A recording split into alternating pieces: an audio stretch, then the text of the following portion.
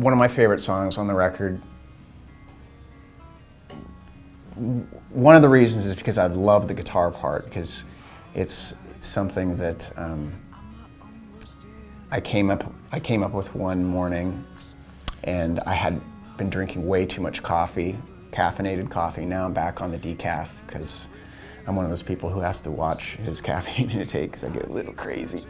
But the guitar part reminds me a lot of something that the approach was definitely inspired by Mississippi John Hurt, who's one of my favorite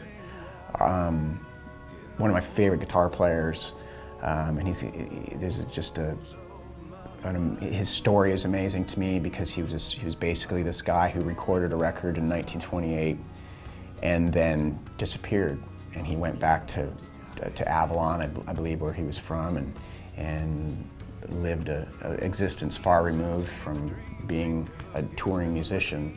And then he got rediscovered in the 60s, which it's a really cool story. You should check it out. And that was one of the things that drew me to him was the story, but also his music, especially if I'm feeling somewhat anxious. There's something very calming and soothing about not only his guitar playing, but his voice. He's got this low, soft baritone that was very different from what a lot of the blues guys were doing at that point. And to a degree, he wasn't en vogue. He wasn't considered, I guess, congruent with what was going on at the time, which I think is cool. Anyways, back to the song. It's lyrically, it's basically touches on the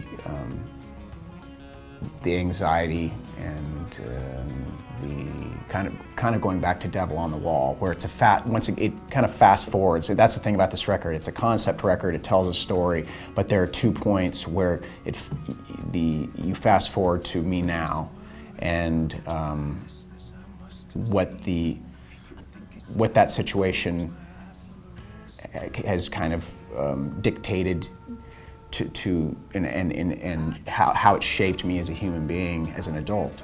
And so that song illustrates that lyrically. But musically, I'm very, very proud of how that track turned out. I wasn't sure at first. I remember when I sent the initial demo out to Zia, I remember being somewhat apologetic and being, yeah, well, I'm not sure, because I wasn't sure, because it was so different from anything I'd done.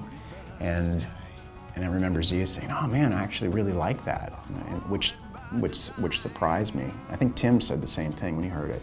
There is a lyric that ended up on this track, which Mark told me his dad would tell him. Tremonti told me this. He would say, "He who worries suffers twice." And I remember thinking that was a really great concept, really great line.